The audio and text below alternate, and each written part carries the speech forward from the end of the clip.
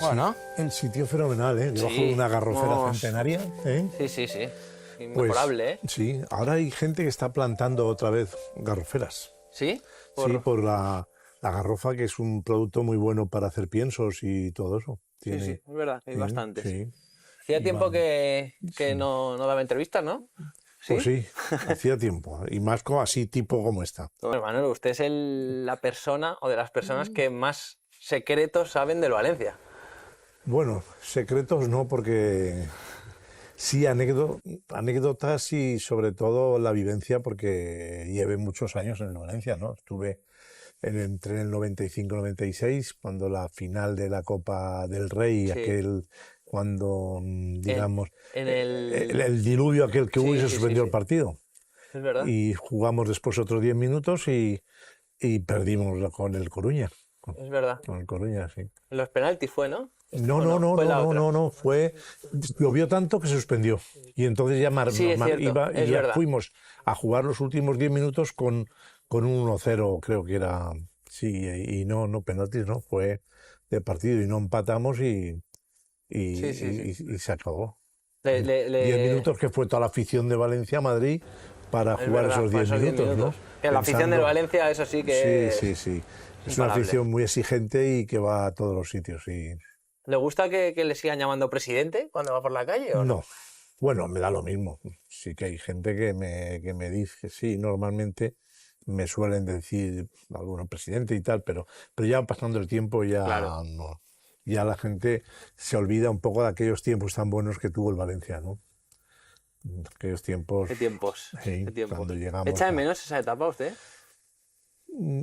Mira, mi opinión es que cuando tú tienes éxito en el fútbol, lo disfrutas solo 24 horas, ¿eh?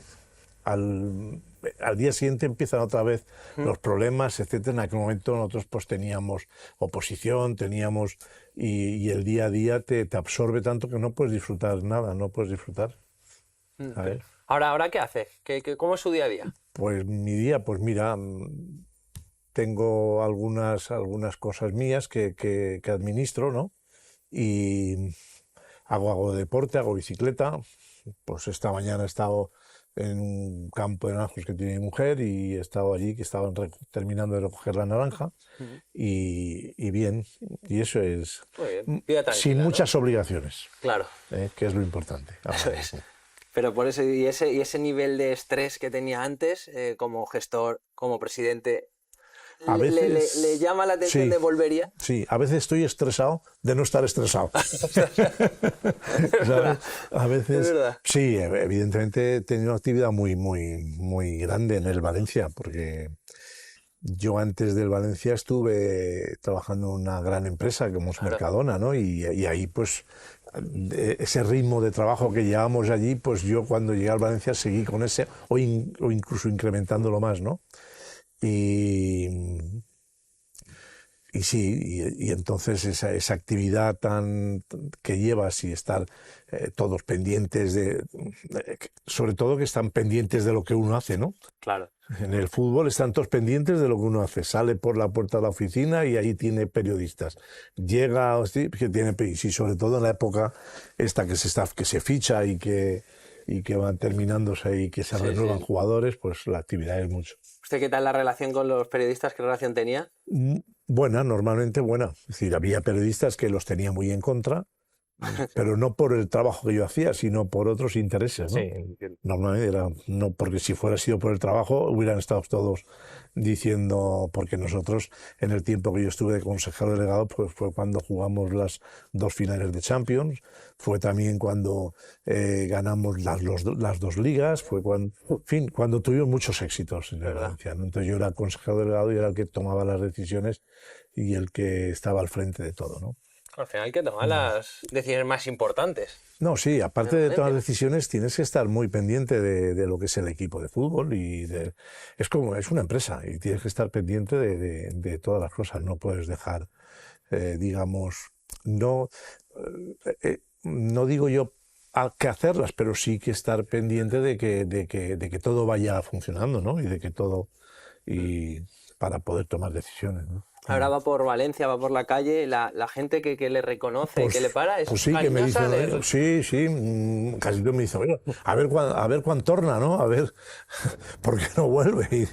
Y digo, calla, ya pasa eso. Cada momento tiene, cada cosa tiene su ¿No momento, volvería ¿no? ahora al Valencia?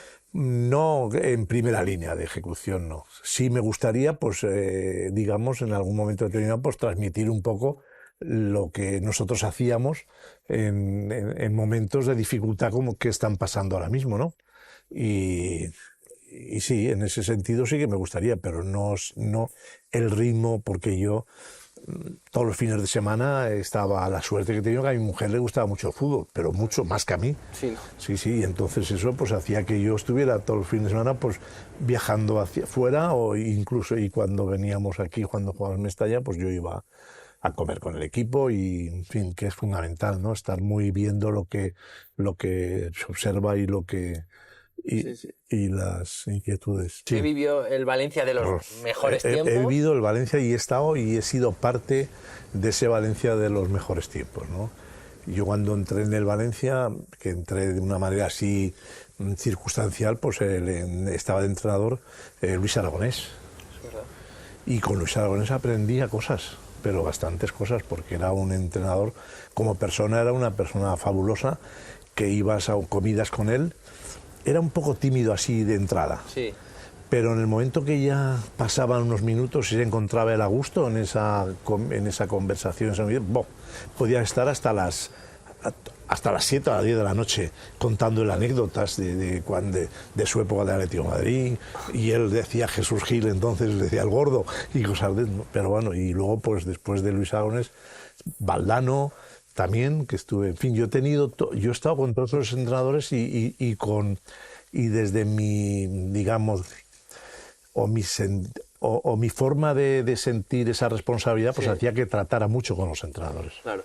Y ¿sabes? Porque tienes que tratar, no para decir qué tienen que hacer, pero sí preguntarles por qué haces esto, por qué haces aquello, porque al mismo tiempo él también en su análisis interior pues analiza y dice, y también creo que tienen que sentirse de alguna manera también no controlados o que tienen el apoyo eso es. digamos del máximo dirigente o del que puede tomar decisiones en un momento determinado, ¿no? ¿Quién era el entrenador con el que más le costaba tratar? No, mira, yo traté con Cooper, pero el que más con todos he tenido un trato muy bueno, Sí, ¿no? porque también ellos querían tratar conmigo porque de alguna manera yo era el consejero delegado y era el que toma decisiones, ¿no? El que decidía, de alguna manera. Sí que es cierto que he tenido también, en aquel tiempo, pues estaba también Pedro Cortés de presidente y también Jaime Ortiz, pero que realmente, y con ellos nunca tuve ninguna situación... Sí. O sea, usted ha estado con Paco Roig, con Pedro Cortés, con Jaume con Jaime Ortiz Ortiz y con Bautista Soler. sí, pero con Bautista no estuve apenas Sí. tiempos. Juan Soler no tuve. Digamos, estando el de presidente, no. Ahí es la etapa que menos he estado yo, digamos, en la toma de decisiones en el Valencia. Estaba en tercer o quinto lugar ahí, ¿no? ¿El mejor recuerdo que tiene de su etapa en el Valencia? ¿Cuál es? Si tiene que Pues, elegir uno. pues mi mejor recuerdo es cuando nosotros pues estamos llegamos a la primera final de Champions, ¿no? Con Cooper. Ese fue un recuerdo muy bueno y jugando con el Madrid, y además íbamos con una tranquilidad porque de alguna manera veíamos que eso era algo, digamos, enorme que había pasado, pero en mi opinión, no teníamos esa responsabilidad tan grande de que tener que ganarla. Íbamos de favoritos, además, Claro, sí, en contra aquel el Madrid. momento íbamos de Sí. favoritos, ¿no? Y entonces, pues, y ese partido, pues mira, se produjo de una manera que nos metieron 3-0 el Real Madrid, Sí, es verdad. ¿sabes? Pero Malísimo. y ahí aprendimos, porque bueno, yo por lo menos aprendí de que cuando vas a jugar, sobre todo una final, los jugadores tienen que estar en perfectas condiciones, digamos, físicas, no pendiente de una lesión, no pendiente de infiltrar a uno, ni pendiente tal. Y el Valencia no lo estuvo ahí. No, porque recuerdo que el Kili González tenía se había tenido una distinción en la rodilla y entonces él, pues no, y era importante, todos en aquel momento, Claro, oye, tiene que jugar. jugar el Kili, tiene Sí, que jugar. sí, sí.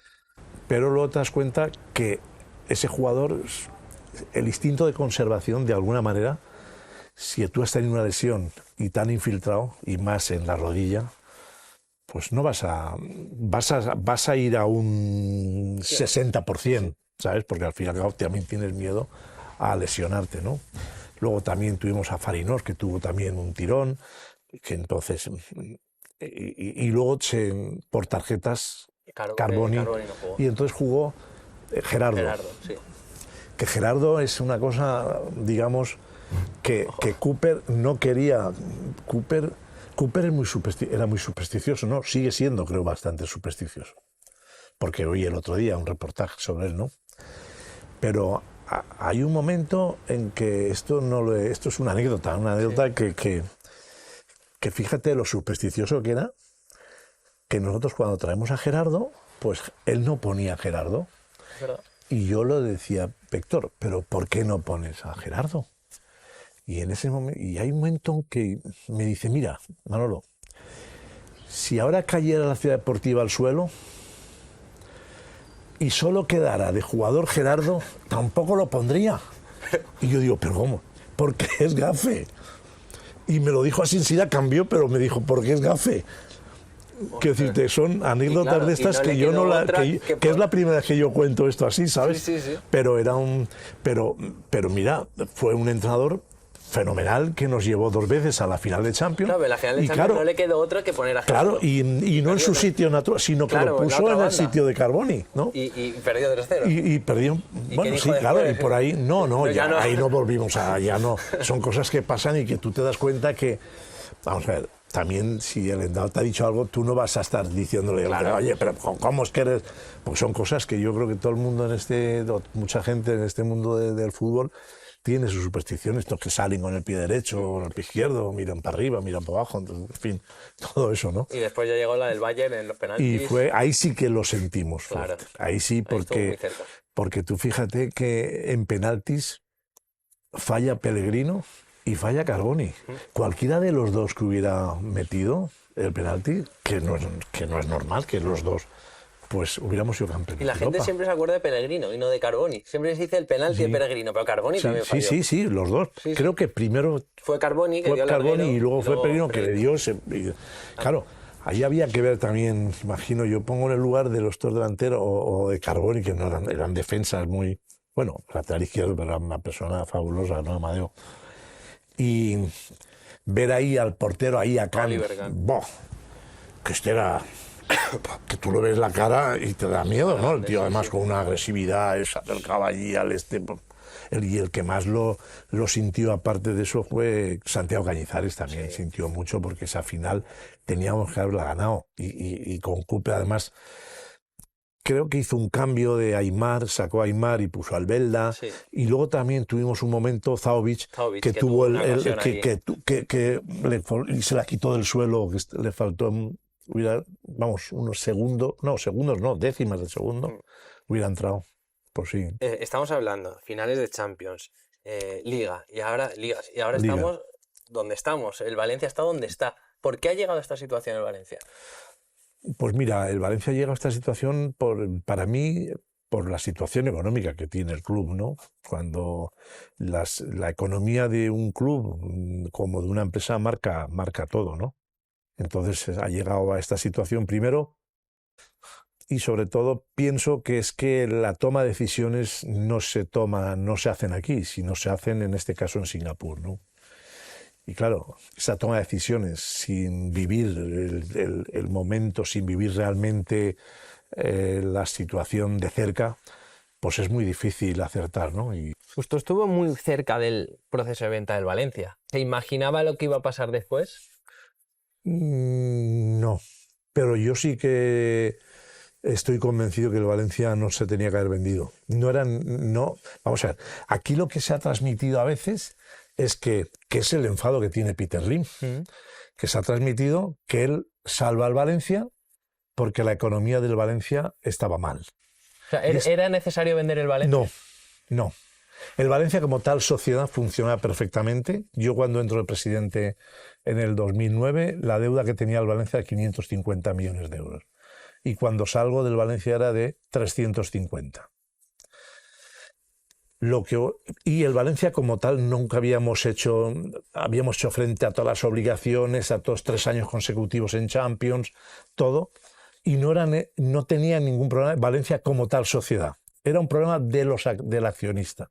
El accionista era la Fundación del Valencia Club de Fútbol, pero que como tenía un aval de la Generalitat, entonces los políticos, en aquel momento, Pepe Ciscas, vicepresidente de la Generalitat, pues quería que se resolviera ese aval, etcétera. Yo decía que había que esperar, que ya lo resolveríamos lo del aval, que en 2 o 3 años el fútbol iba a seguir creciendo como ha crecido, ¿no? Pero se empeñaron y es cuando yo cogí y dimití. Pero el Valencia como tal, como el otro día oí algunos, no, es que el Valencia estaba... No, el Valencia no estaba. Vamos, si ahora mismo tiene la deuda que tiene, casi está en los 400 millones. Ese es el problema, pero nosotros bajamos la deuda. ¿Y por qué se vendió? Pues se vende porque, mira, la alcaldesa de Valencia, Rita Barberá, que en paz descanse, quería que se terminara el campo. Y la Generalitat quería que se solucionara el aval que ellos tenían del Instituto Valenciano de Finanzas sobre la fundación para ese crédito que se dio a la fundación para acudir a la ampliación de capital que hizo entonces el Valencia. Entonces, en aquel momento, Aurelio Martínez y Amadeo Salvo y tal, con la alcaldesa, y piensan que ellos lo van a solucionar. Yo decía que era muy difícil, que esperaran un tiempo. Y entonces es cuando se crea una situación que yo, pues la verdad, no... Prisas, ¿no?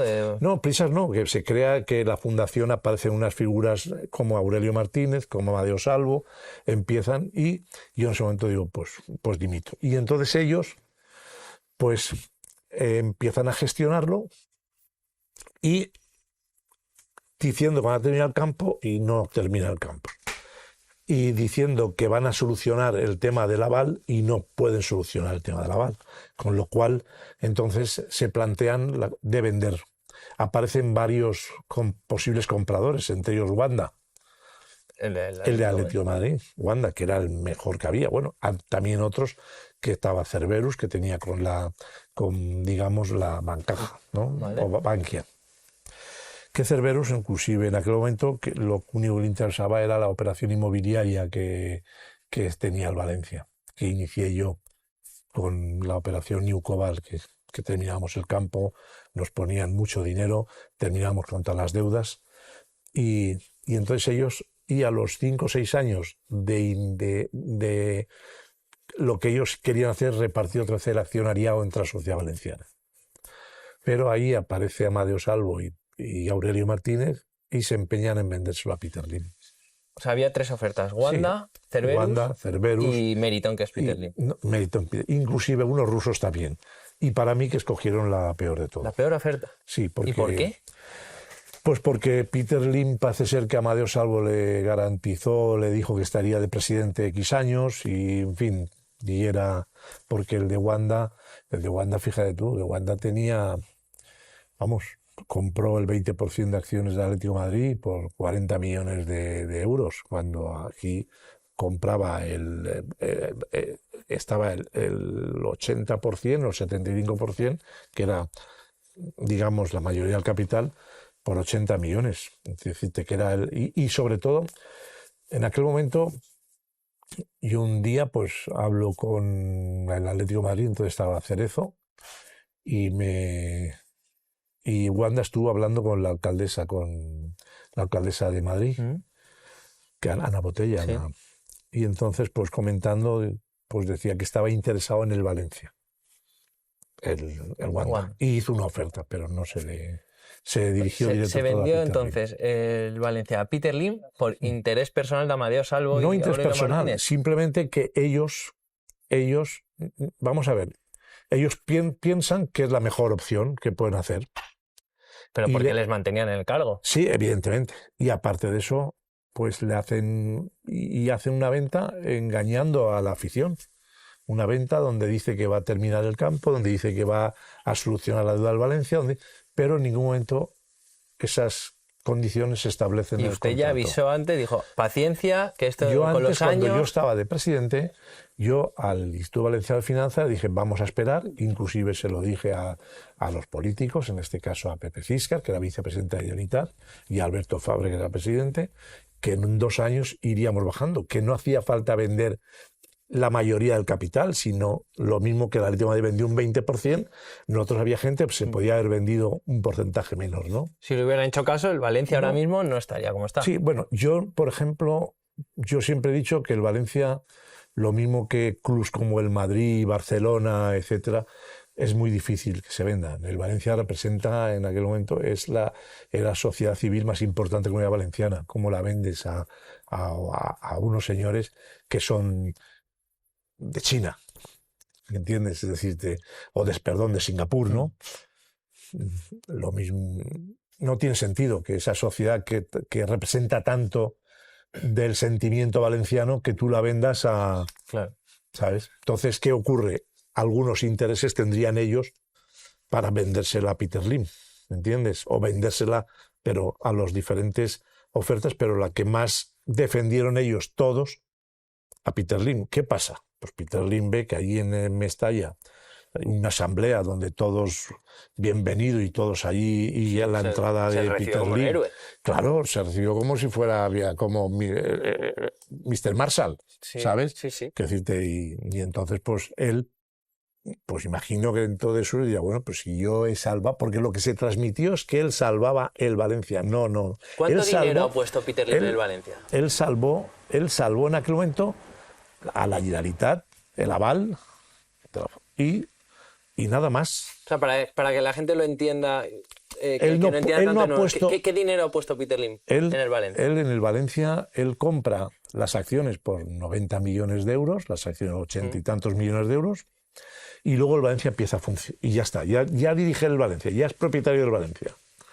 Lo primero que hace un préstamo al Valencia de 100 millones para que le compren 3 jugadores suyos de ese fondo de inversión. Esos 100 millones los aporta como un préstamo que hace al Valencia. El Valencia pues empieza a perder dinero. No puede devolver ese préstamo. Entonces lo que hace Peter es capitalizar ese préstamo. Y entonces lo mete, está en el capital del Valencia, en acciones, digamos. Hace una primera capital donde esos 100 millones los capitaliza.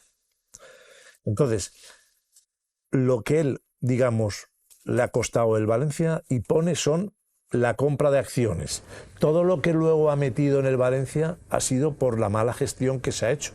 ¿Por qué? Porque se ha perdido mucho dinero, se han perdido casi 200 millones en 5 años, por ejemplo. Y si tú pierdes dinero en la sociedad, tú tienes que financiar esas pérdidas. ¿Cómo las financias? Él en un principio presta dinero a la sociedad. Luego, como en el caso de que si hubiera un concurso de acreedores, esa deuda que tiene el Valencia con él, pues sería difícil cobrarla, con lo cual capitaliza. Pero no es que capitalice él porque él ponga un dinero, digamos, para que el Valencia, ¿cómo diría yo? Para que el Valencia construya el campo o para que el Valencia fiche a 2 o 3 jugadores. Él lo que hace es préstamos, porque si no haría una ampliación de capital. Él pone el dinero y entra y el Valencia tendría pues 100 millones más en su caja. Sin embargo, esas ampliaciones de capital no han entrado, digamos, dinero en el Valencia. Él da un préstamo y ese préstamo de 100 millones lo ha recuperado o lo recupera. No es que lo ha recuperado. En el pasivo de una sociedad está, digamos, su préstamo pues pasa a capital social, pero no entra dinero nuevo en la sociedad. No sé si me entiendes. Sí. Entonces, al no entrar dinero, el Valencia sigue unas tensiones de tesorería muy fuertes porque al mismo tiempo esos ingresos que con los ingresos que tiene ahora mismo el Valencia es muy difícil subir. Nosotros, cuando yo salgo de presidente, el Valencia es el 8º equipo de Europa. En el ranking UEFA éramos el 8º. Nosotros teníamos un presupuesto superior al del Atlético de Madrid. Teníamos los derechos de televisión, éramos el 3er equipo en derechos de televisión. El Real Madrid, Barcelona, y luego venía el Atlético de Madrid. El Sevilla estaba a años luz nuestro, a la mitad. ahora mismo nosotros estamos en una situación donde el Atlético de Madrid nos cuadriplica en el presupuesto, están 400 y pico millones, y nosotros seguimos con 88 millones, 90. La televisión está un poco más de lo que nosotros cobrábamos, lo teníamos nosotros en el 2013-2014. Y claro, pues ese es el tema, que ahora mismo, si encima la sociedad pierde dinero, tiene pérdidas, pues tienes que meter dinero o vender jugadores, pero ya han vendido jugadores y ya es muy difícil seguir vendiendo porque no tienen esa calidad que cuando yo estaba. Yo también vendía jugadores, ¿eh? Yo también vendía. Ahora no es eso, pero usted tuvo que vender a Villa, sí, pero fichaba a Soldado, que le metía 30 goles. Pero es que antes había vendido a Claudio López también, al Piojo, y antes a Mendieta, pero fichábamos nosotros y estábamos allá arriba, por la gestión que se hacía, ¿no? Claro. Así que... ¿A usted le consta que Peter Lim tenga alguna oferta de alguien para comprar el Valencia? Ofertas hay, pero él yo sé que ha habido gente que ha preguntado o ha propuesto a ver si habría una, pero él no, que yo sepa, no ha contestado a nadie. ¿Gente extranjera o de...? Fondos de inversión que hay, fondos de inversión porque hoy el valor que tiene el Valencia mucho es el tema también inmobiliario, también pues el campo de Mestalla tiene una recalificación, el nuevo campo también hay una recalificación comercial, hay una zona terciaria y todo eso vale dinero, pero claro, para eso también el equipo tiene que estar ahí arriba, porque hoy para mí, desde mi punto de vista, si tú no estás en Champions no eres nadie. Y si tú no estás, si no estás en Europa, no eres nadie. Y si no estás en Champions, pues menos. Quiero decirte que... Y el Valencia costará tiempo estar... ¿Cuánto puede costar ahora comprar las acciones a Peter Lim? No, por lo menos él pedirá lo que él ha puesto. Y él piensa que ha puesto lo que ha comprado de acciones más lo que él ha aportado de los préstamos que ha hecho, que los ha capitalizado. Pero claro, hay que entender, si yo negociara con él y digo, oye, no, es que eso son pérdidas que tú has tenido y has tenido que hacer una ampliación de capital para evitar la causa de disolución de la sociedad. Sí. Y entonces tú, ese pasivo, lo has convertido en capital social. Sí. Pero claro, sigues siendo tú el propietario de eso, porque tendrá el 90 y tantos %. ¿Y usted, juntándose con algún empresario valenciano, algún futbolista, no compraría el Valencia? No, el Valencia no, es difícil. Y si le dijeran ahora mismo, Manolo, ¿puede venir a ayudarnos, puede venir a asesorarnos? ¿Usted iría al Valencia? Vamos a ver, a mí me gustaría aportar la experiencia, pero no solamente al Valencia, en cosa que yo vea, que a mí me gusta aportar mi experiencia, me gusta, digamos, si puedo enseñar o si puedo transmitir algo que puede ser útil, claro que sí, por supuesto que lo haría, ¿no? Por supuesto que sí. ¿Usted no se ha ofrecido a ayudar al Valencia? No ha intentado contactar con nadie. Yo no me tengo que ofrecer, ellos saben. Digamos, hoy, tanto Hoy, por ejemplo, hoy en el Valencia, los ejecutivos que hay en el Valencia los puse yo. Los ejecutivos, exceptuando a Peter Lim y a Leichun, el resto estaban cuando yo estaba, es decir, que son gente que han estado, que la directora financiera, el director general que hay ahora mismo, Javier Solís, pero son gente bajísima y muy trabajadora y que tienen su experiencia, ¿eh? Lo que pasa es que si dentro de ese entorno del club no pueden tomar decisiones, pueden proponer, pero claro, al final la decisión. ¿Y sabes qué pasa? Que la gente, los jugadores, quieren ver al que toma decisiones. El entrenador tiene que estar arropado por el que toma decisiones. ¿Entiendes? Porque lo importante ahí es el jugador que quiere saber si su trabajo es reconocido. ¿Quién puede reconocer ese trabajo? El dueño, en este caso, que es el que toma decisiones de renovarle o de ampliarle su contrato, etc. Y está en Singapur. Si eso no se da, pues no hay a quién se dirigen. Y si para dirigirse tiene que hacer un viaje uno a Singapur, que eso es otra de las cosas que yo no veo bien, que vamos, es más fácil que venga Peter Lim a Valencia y se reúna aquí con 5, 6 o 7, que vayan 4, que no vayan 4 allá a Singapur. 3 meses. Es así, entonces ahí es donde tú tienes, y claro, y cuando van allí, pues hablarán de lo que le diga aquel, ¿entiendes? No, ya que no le han llamado, usted ahora, ¿cómo ayudaría al Valencia? ¿Qué haría como gestor del Valencia? ¿Cuál sería ahora mismo su...? Ya te digo que vamos a ver, para mí hoy el primer paso que tiene que ver es que el que esté dirigiendo el club pueda decidir en la continuidad o pueda tomar la decisión que necesite el club, que no haya que estar consultando ni proponiendo. Tiene que haber estímulo-respuesta, es decir, no puede, y eso no se da. No sé, mira, por ejemplo, te voy a contar una anécdota, que también es, en tiempos de Cooper entrenador, Bacigalup segundo entrenador. Llegan y muy bien, porque Cooper venía del Mallorca, había hecho una campaña fenomenal con su segundo, que era Bacigalup. Bacigalup era el que de alguna manera subía al tercer anfiteatro y desde allí pues veía la estrategia o veía los movimientos tácticos de los dos equipos, bajaba e informaba para resolver, ¿no? Llega un momento, por no sé qué motivo, dejan de hablarse.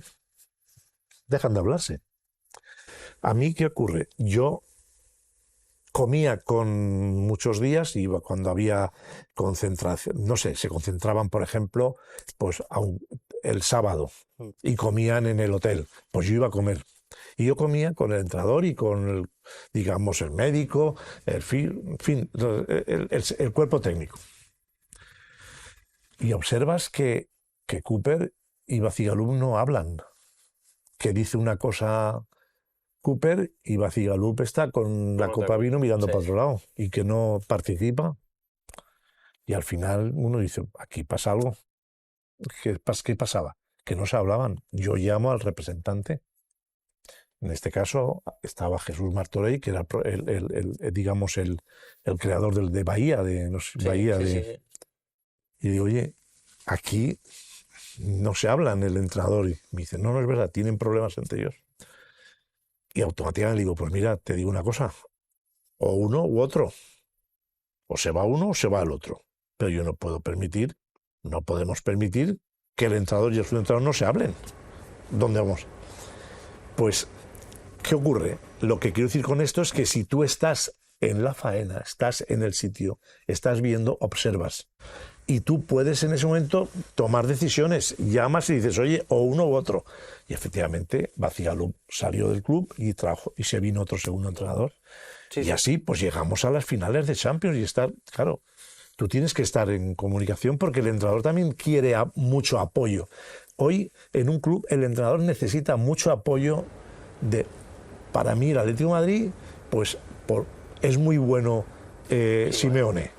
Pero Miguel Ángel Gil es mejor todavía, porque es más importante para mí Miguel Ángel Gil, que se da cuenta y apoya y lo tiene y lo ha renovado y le dice y todas esas cosas. ¿Qué ocurre? Pero porque estás ahí. Lo que era Mateo Alemán y Marcelino, ¿no?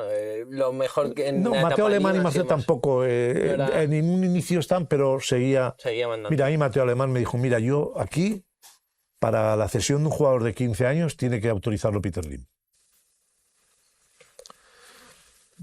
Desde que llega Peter Lim, es que, claro, ten en cuenta que van con una mentalidad diferente en Singapur o el chino, es otra jerarquía. Aquí ellos están acostumbrados a esto, aquí mando yo y pienso yo. Y aún así, estando Mateo Alemán, le decía eso. No, sí, Mateo Alemán estaba, pero Mateo Alemán lo traen porque lo recomienda Tebas y viene, pero al fin y al cabo, como está pasando ahora y pasa, quiero decirte que Peter Lim le gusta el fútbol, quiere tener un equipo de fútbol y él quiere decir, es muy bonito los presidentes sentarse con el representante y el jugador y te vendo, te compro, te digo, te subo y tal, pero hay otra faena mucho más importante que es estar viendo qué está ocurriendo, como cualquier empresa. ¿Y por qué cuesta tanto que no sé, imagino que debe ser difícil, pero muchos dicen, pues que se junten empresarios valencianos, pongan dinero y compren el Valencia, por el bien del Valencia. No es tan fácil. No es tan fácil, no es tan fácil, ¿no? Porque nosotros hicimos una ampliación de capital y el crédito que nos dio la fundación, que fueron 75 millones y solo hubo 18 millones esa ampliación de capital. Y el Valencia estaba a punto de estar en causa de disolución, que era cuando vino un grupo uruguayo de Alpor, cuando estaba, en fin. Pero no es tan fácil. No es un buen negocio ahora mismo. Ni No, el Valencia, no. El deporte, el fútbol. O sea, para mí, desde mi experiencia, un equipo de fútbol no es negocio. Para mí, un equipo de fútbol es negocio para los representantes, para los jugadores, pero para el directivo o el accionista no es negocio, no gana dinero. Porque no tienes suficiente dinero nunca para poder mejorar al equipo y mantenerlo. Tú estás en una competición donde tienes que ser mejor que los demás. Tienes una presión mediática que dice que tienes que fichar. Tienes una presión social de aficionados que tiene que decir, tú no puedes coger... yo no he visto ningún club de fútbol que a final de temporada reparta dividendos. Ninguno. Todo el dinero que tú tengas es para hacer más grande el equipo o para mejorar las instalaciones. Ves cómo el Madrid pues tiene esas instalaciones. Aquí teníamos unas instalaciones muy buenas en Paterna, muy buenas. Todo es mejorar todo el día que tú puedas tener para mejorar. No puedes repartir dividendos, con lo cual no es negocio. Ahora, ¿quién gana dinero? Tú estás en un club donde hay una empresa que es el club, otra empresa son los jugadores, otra empresa es el entrenador también es otra empresa. Y a veces esa empresa está junto con sus representantes, si sus representantes hay entre jugadores y el representante. Y son intereses que van cada uno a ver, el entrenador quiere tener mejores jugadores porque él quiere crecer. Y el entrenador te dice a ti, oye, no, yo quiero que me compres a este y a este y a este, y yo quiero tener, como me lo han dicho a mí. Claro. A mí hubo un entrenador que me dijo una vez, oye, yo quiero cambiar 5 jugadores. Sí. Y eso, no, es que así esos jugadores, pues ven que los he traído yo y tal. ¿Qué entrenador se puede saber? Sí, ¿no? Mira, Claudio Ranieri, que era un fenómeno, pero así medio en broma, y yo medio en broma le digo, pues nos es más fácil sustituirte a ti que traer otros 5 jugadores. Por aquel momento Claudio quería a Michel Salgado, quería, jugadores ¿Qué pasa? El entrenador, cuanto mejor jugadores tiene, su estatus profesional sube. Y al subir, pues pueden ir a otros equipos mejor. Es decir, que es un conjunto de intereses que el dirigente de un club tiene que coordinar y tiene que saber cómo manejarlos. ¿Qué supone que el Valencia baje a segunda división? Un desastre. Un desastre. Un desastre porque con la deuda que tiene y si baja a segunda división, pues es exceptuando el primer año que tiene la ayuda al descenso, el segundo año le bajarían los ingresos totalmente. Fíjate, el Zaragoza todavía está ahí en segunda división. Zaragoza es un club que en su momento era un equivalente como Valencia, etcétera. El Atlético de Madrid bajó a segunda división y tardó 3 o 4 años. El Málaga, fíjate. Costaría luego, si no subes el primer año. Puedes subir el primer año, pero necesitas mucha gestión, necesitas estar muy encima. Es como, digamos, si estamos en un restaurante, si el dueño del restaurante no está encima del cocinero para que cocine mejor, para que el camarero atienda mejor, para que el otro mejor, pues, ¿y qué ocurre? Pues tú, estando en segunda, necesitas más atención todavía, ¿entiendes? Y en las circunstancias que estamos, si sigue Peter Lim allí, pues es muy difícil. Por sensaciones y por lo que usted pueda saber, ¿cree que Peter Lim va a vender pronto? No lo sé. Yo creo que también que a lo mejor están, no sé, pensando en el valor patrimonial que tiene la sociedad, patrimonial desde el punto de vista inmobiliario, ¿no? Pero no lo sé, no estoy en esa... Sí. La verdad que estamos hablando ahora mismo o por lo menos mi experiencia que he tenido en el tiempo que he estado yo en el Valencia, mi experiencia, esa experiencia, cómo debe de hacerse ahora, no solo en Valencia, sino en cualquier club, ¿no? Vamos a ver. Mira, te digo una cosa. Hoy el Atlético de Madrid tiene dos personas, que es Enrique Cerezo, que es fabuloso, y Miguel Ángel Gil, como gestor, más fabuloso. Y los dos se compenetran perfectamente y nadie ahí luchando ahí por el... ¿Eso en qué se traduce? En que el equipo está ahí arriba. Claro. Yo estuve viendo el otro día el partido Atlético de Madrid-Valencia y me daba una envidia de ver el campo. Cuando nosotros, digamos, iniciamos el campo nuevo, o antes de iniciarlo, hicimos una sociedad, el Valencia, con el Ayuntamiento y la Generalitat, que el campo iba a ser de esa sociedad, para uso exclusivo del Valencia Club de Fútbol. Ese modelo, yo en los documentos se los pasé a Miguel Ángel y se lo pasé, había en el Bilbao Fernando Ochoa, que era director general del Bilbao, una de las figuras más importantes que yo he conocido dentro de la gestión del fútbol, porque luego él también dirigió un grupo que formamos, que era el G10, o el G dentro de los equipos de primera división de aquí. Pues, y allí en Bilbao se copió el mismo modelo. El Bilbao hoy es la Cucha, la Diputación y el Bilbao, son los propietarios del campo. Y aquí estaba hecho. Llegó Juan Soler y dijo, no, el campo es del Valencia y tal. Y se tiró atrás. Ya estaba firmado por Pago Camps. En aquel momento lo firmó Jaime Ortiz y la alcaldesa de Valencia. En la Yeta se firmó ese acuerdo, en donde se decía. Y el campo era de los tres. ¿Qué mejor socios que tener a la administración dentro de la sociedad esa de gestionar el campo? El Celta es del ayuntamiento. Sí. ¿Qué ocurre? Tú tienes un campo y, sin embargo, pues aquí se cambia el tema y nosotros habíamos vendido Mestalla con dinero solo para el Valencia. A pesar de que la alcaldesa me decía a mí, oye, si se vende Mestalla, el dinero es para el campo nuevo. Yo, no, alcaldesa. Para el campo nuevo es de esta sociedad. El dinero es para el Valencia, que es el Valencia el propietario de Mestalla. No es... ¿Entiendes? Volviendo al tema de la venta del Valencia, ahora mismo, ¿quiénes son los culpables, digamos, de la venta del Valencia a Peter Lim? Los culpables, Amadeo Salvo y Aurelio Martínez, que engañaron a la afición. Porque el Valencia no hacía falta venderse.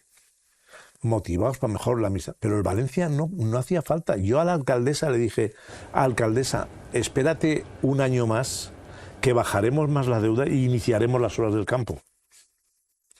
Porque tú lo que no podías hacer con la deuda grande que tenía el Valencia es poner en peligro la sociedad cogiendo otro crédito más para hacer el campo. ¿Y si en vez de... Luis Aragonés me dijo a mí, decía, aquel equipo que hace un campo nuevo se va a segunda división.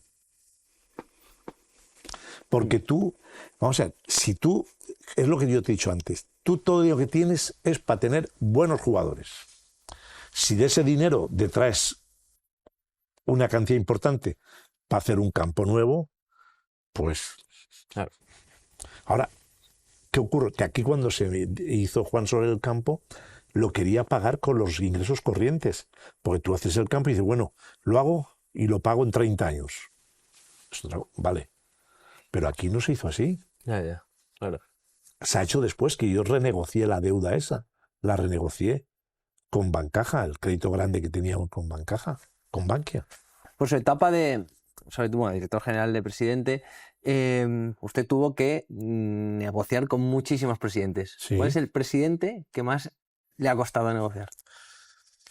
Pues mira, el que recuerdo, yo fui a Barcelona con Joan Gaspar. Fíjate el tiempo que yo he tenido ya, que he estado ahí ya, Romario, ya habían acordado, Paco Roig, con Joan Gaspar el precio, etcétera. Y yo fui allí para terminar la operación. Entonces, cuando viene Joan Gaspar y me dice, vale, pues son los 450 millones de pesetas. Entonces yo, sí, claro, vale. Y se queda él mirando y sale y me dice, bueno, no, tiene que ser más dinero, que tiene que ser más. Yo, ¿cómo que más? Si ya tenemos... Eso lo recuerdo como cuando tú le dices a un presidente, te dice 200 millones, tú le das la mano, lo has dejado fastidiado. Pues aquel momento Joan Gaspar se quedó fastidiado porque compró a Romario y podía y pensaba que podíamos haber pagado más, ¿no? Pero con todos los presidentes que yo trataba ha sido siempre bien, porque yo he tenido siempre, digamos, en el sentido de la palabra que decíamos, se cumplía y se hacía, pero también me acuerdo que Lendoiro, fenómeno. Justo yo también aprendí mucho de Lendoiro, ¿no? Aprendía porque me gustaban las comidas que hacíamos y siempre... Pero yo me fui teníamos a comprarle a un delantero holandés que tenía Mackay. ¿Roy Mackay? Sí. Y fui allí ya, pero con el talón y todo por Juan. Y entonces él, pues como buen... En aquel momento, no sé si es buen gallego, buen presidente, se quedó y dice, no, vamos a esperar. Y luego lo vendió por mucho más de lo que nosotros le ofrecíamos. Él decía que cerraba en los negocios por la noche, ¿no? Que bueno, invitaba a cenar Augusto, ten en cuenta que él trabajaba mucho con el mercado brasileño. Es verdad. Y claro, el mercado brasileño ahora mismo están durmiendo. Y entonces él tenía que, por las noches era cuando hacía... Y claro, y fíjate lo bien que lo hacía, que hizo un equipazo tremendo en aquel momento. Era, pues, y otros presidentes, pues mira, me acuerdo, por ejemplo, con Villa, cuando yo entro de presidente en el 2009, pues el Real Madrid ya estaba negociando con los anteriores, en este caso Javi Gómez y esto, la compra de Villa. Pero yo al entrar... No estaba yo, digo, no podemos vender a Villa, nada más entrar yo aquí, vendo aquí a este, ¿no? Y vendes a tu estrella. Y vendimos a Albiol, lo vendí a Albiol por 18 millones de euros al Real Madrid, con lo cual ya hicimos caja y ya podíamos aguantar, ¿no? Y entonces con Villa llega un momento en que no nos entendíamos, el Real Madrid, Florentino y yo, pues yo quería un jugador que tenía que era Negredo, más una cantidad de dinero, el Florentino siempre apretando y entonces dije, oye, pues no se vende. Dijo él, oye, pues no se vende. Y entonces me llama Joan Laporta al día siguiente y me dice, Manolo, los 42 millones de euros que nosotros queremos a Villa, ahí están los 42 millones de euros. Yo digo, no, Joan, no estoy convencido que tengamos que vender a Villa, no estoy convencido, no quiero, no. Y me contestó él, volve, Manolo, Aixina, el que aguanta, guaña. Diciendo, estás aguantando ahí, ganarás porque, claro, uno quiere... Tú lo que no... Es que en el mundo este del fútbol, tú no tienes un escandallo por el cual un jugador vale una cantidad de dinero determinada. Así como en esta botella tienes lo que vale el agua, lo que vale el cristal, lo que vale el transporte, lo que vale la etiqueta, tú haces un escandallo de esto. En el mundo del fútbol tú no puedes hacer un escandallo de lo que vale hoy pues Gallá o por qué dices, no sabes por qué dices, vale 40. Tú puedes decir, vale 40, tú ves qué pasa, qué tal, cómo van, que no sé, y se va fijando un precio, pero no hay un escandallo por el cual puedas decir. Entonces, el que más, si aguantas, cuando hay gente que lo quiere comprar, porque normalmente en el fútbol tú no vendes cuando tú quieres, ¿eh? Vendes cuando te compran. Claro. No, vendes cuando te compran. Claro, sí. Eso al Villarreal lo hace muy bien. Nosotros también lo hacíamos bien. Nosotros vendíamos cuando nos compraban. No decía que yo vendo, quiero vender no. Tú vendes cuando ves.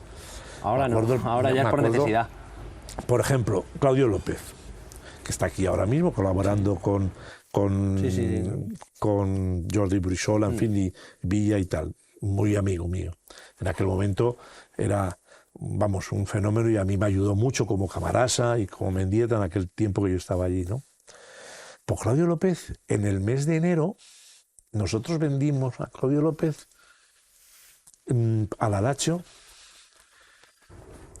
digamos, al inicio ya de temporada ya lo vendimos con efecto para junio, para que se fuera en junio. En enero él quería irse, ¿no? Y nosotros no, pero porque los del Alacho se empeñaron y yo decía que no tiene pasaporte comunitario. En el contrato poníamos que no lo vendíamos sin pasaporte comunitario. Los italianos dijeron, no, lo hacemos italiano. Es decir, que y tú tienes que ver cómo digamos, ellos están empeñados, ellos lo quieren, ellos tal, y tú tienes que jugar con eso, ¿no? Sí, claro. Y llega un momento que dices, vale, pues ya no puedo tirar más de la cuerda, ¿no? Mendieta. La venta de Mendieta fue algo... Nosotros íbamos... El Madrid lo quería, pero no te daba dinero, te daba jugadores y dinero. Y en eso a mí me llama Cragnotti, del Alacho, presidente. Y nos dice que quieren a Mendieta. Y yo digo, pues mira, no lo sé porque estamos negociando con el Real Madrid, que ya habíamos dicho con el Madrid. Y no, venir aquí, vamos a ver y tal y cual, a ver cómo lo hacemos. Y entonces, pues, nos vamos, Javier Gómez, Subirachs y yo, a Roma. En la ciudad deportiva de Dios está en Formello. Allí vamos. Y en el avión íbamos, si nos dan 6.000, 7.000, pues tal. Llegamos allí y detectas que tienen prisa, porque donde la ciudad deportiva Formello era también un local social, sí, donde había una cena y había tal, y entonces ellos veías que quieren terminar, ¿no? Y entonces, pues, yo digo, bueno, pues la cláusula que tiene son 10.000 millones de pesetas.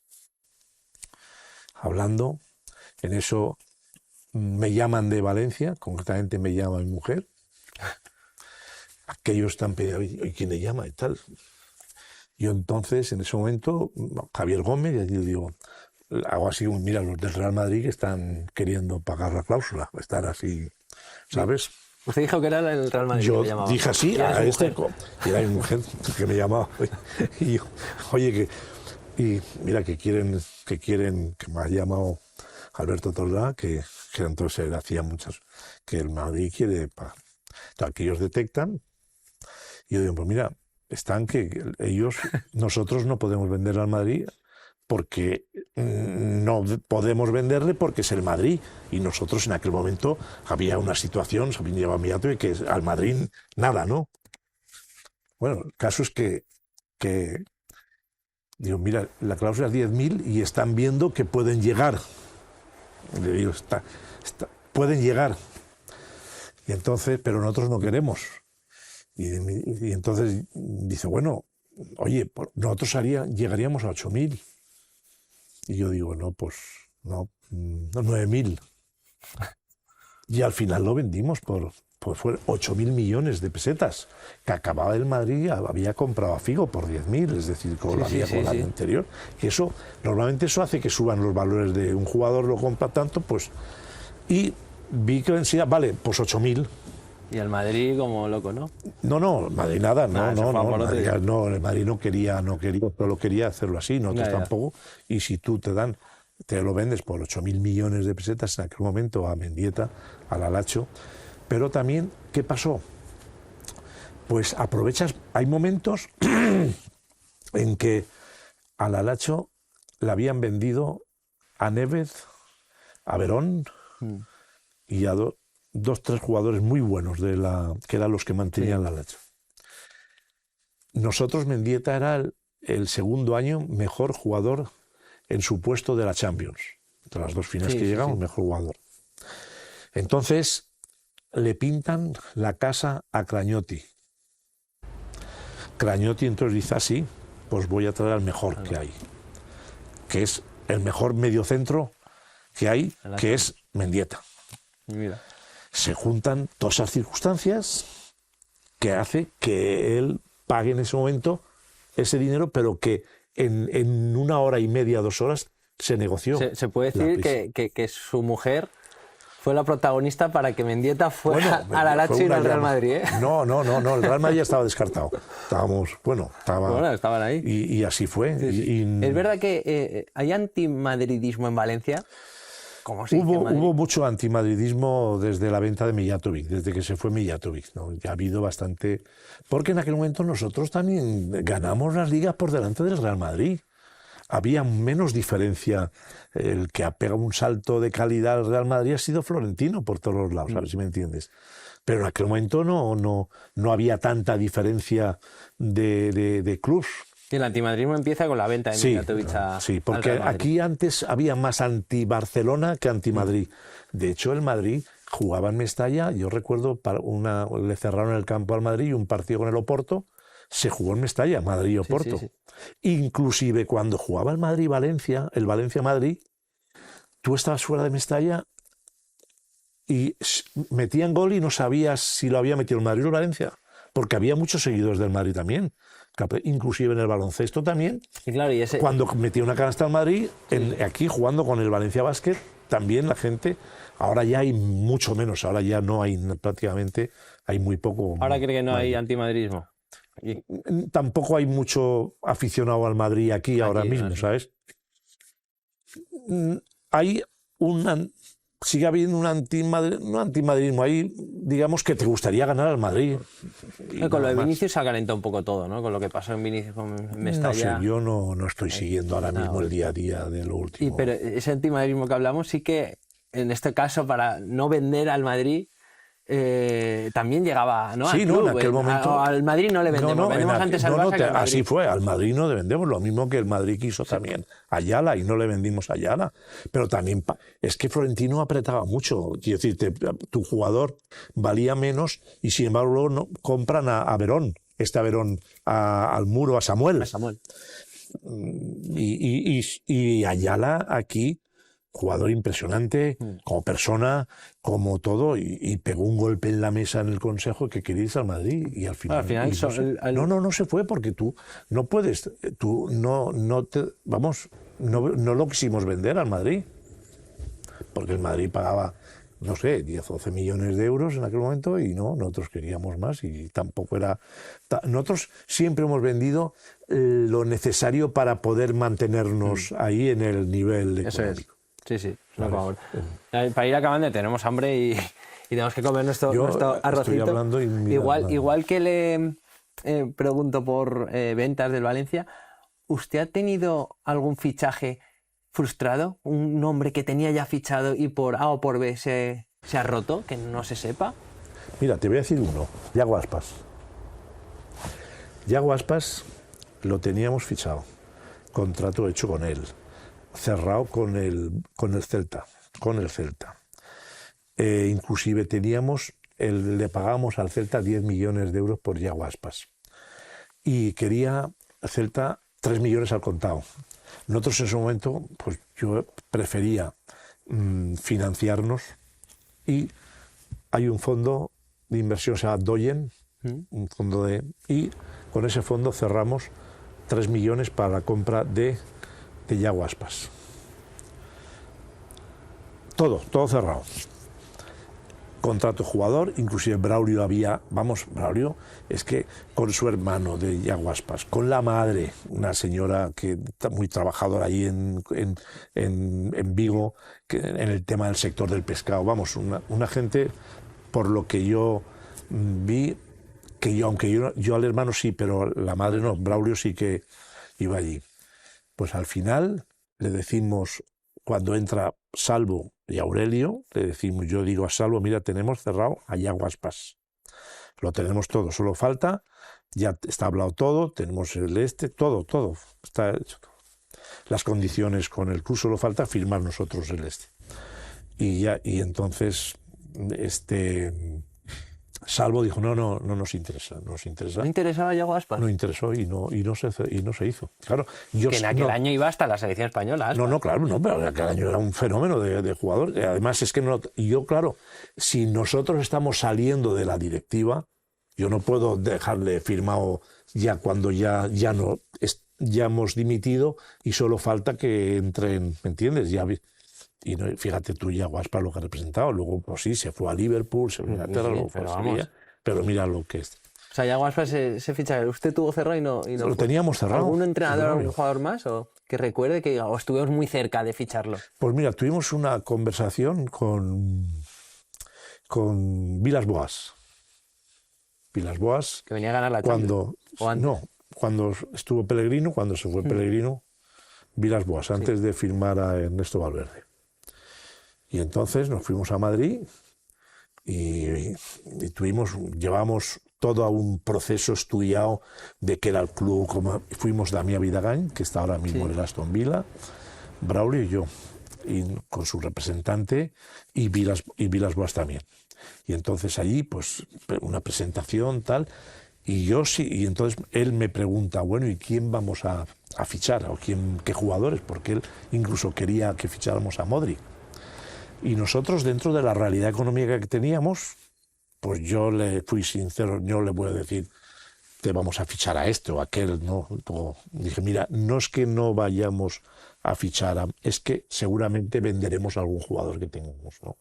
Bueno, pues sí, déjame que lo estudie tal y cual, y al día, porque él acababa de salir de, no sé si lo dejó el Oporto o algo de eso, acaba de salir, y en esos momentos que uno tiene que sale de un sitio, quieres aprovechar esa debilidad que él está deseoso y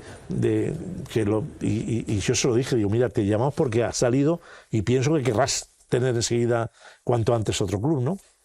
Pero, no, mira, lo siento, pero no voy a esperar un tiempo, tal y cual. He leído por ahí una anécdota también con los periodistas, ¿no? Que usted se iba en coche y muchas veces le perseguían por un caminito. Ah, bueno, sí, pero cuando estaba fichado yo... Sí, no... En algún momento pues salías del club porque o tenías una reunión y veías... Cuando era presidente, salía del club y la prensa... y enseguida tú estabas haciendo pensando que tú ibas a reunirte con alguien o a ver dónde ibas, pues venían detrás y el término de Picassent es muy grande y hay muchos caminos por la huerta y esas cosas, ¿no? Pues al final yo veía que venían detrás de mí y entonces me metía por los caminos estos y al final los despistaba totalmente, ¿no? Pero bueno. Muy bueno. Y pues, anécdotas podríamos así... Sí, o sea, alguna más con alguna venta, así, algo que le haya llamado mucha atención, eso, en alguna negociación, en una locura pues mira, que haya pasado. Una negociación. Fui a vender a John Carew al Fulham. John Carew lo quería al Fulham. El Fulham, Al-Fayed, dueño de Harrods, era el dueño del Fulham. Llegamos allí, quería conocerme Al-Fayed. En aquel momento él estaba había muerto su hijo con lo de, que hacía tiempo, bueno, reciente. Había una capillita a la entrada de Harrods allí, donde estaban las fotos de su hijo. Y yo estoy, pues, como a media hora con él en su despacho, ¿no? Hablando, pues, casi entre inglés y señas y cosas de esas. Y recuerdo que entonces me regaló como 8 o 9 corbatas que todas ponían Viagra, las corbatas. ¿Viagra? Viagra, era Viagra. Un libro de Harrods y unos lingotes de oro de chocolate, ¿no? Y luego estuvimos hasta las 3 de la mañana para cerrar la operación de Carew con el Fulham. Porque el representante era el único jugador que tenía todo arreglado y el representante quería cobrar una comisión muy grande. Y hasta las 3 de la mañana, que yo ya cogía a Carew y le dije, mira, John, firma ya de una puñetera vez, porque ya son las 3 de la mañana y estamos aquí ya. Y él, es que va, y ahí firmó. Y luego resulta que aquellos, cuando hicieron números, vieron el coste del fichaje, el coste del salario del jugador, y dijeron que tenía una anomalía en la rodilla. Y entonces vino de Londres,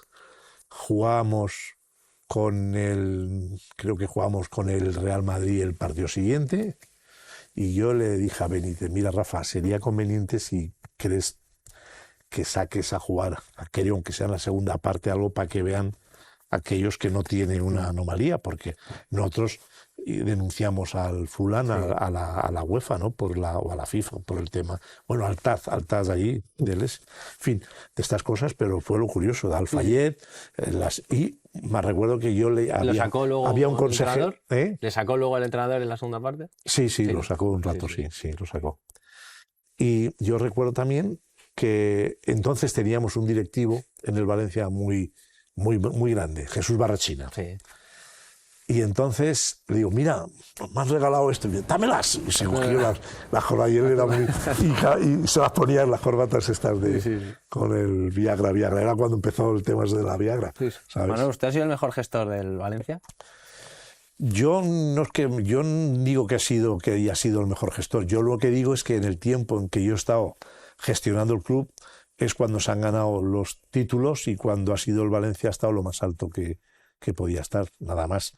Si eso significa, ahora ha costado mucha dedicación y sí. Ojalá el Valencia le pida ayuda y salgamos de ahí. No, es muy difícil. O Manolo, ¿qué viene? Así. Vamos por ahí con la joya de la corona. Oh, Tela. qué pintón, ¿eh? Joder. A ver si cumplimos expectativas. Sí, No, seguro, vamos. Qué pintón. Fíjate tú. Un aplauso, ¿eh? Joder. Un aplauso, sí, señor. Joder, chuletón, A ver, ahí, la ¿no? ponemos aquí. Nos cuadra ahí bien. Aquí, yo creo que... Al centro, como buena paella valenciana. Pues, Y que aproveche. pues vamos a disfrutar. Yamun. Venga, Gracias. gracias. Nico. Oh, buena pinta.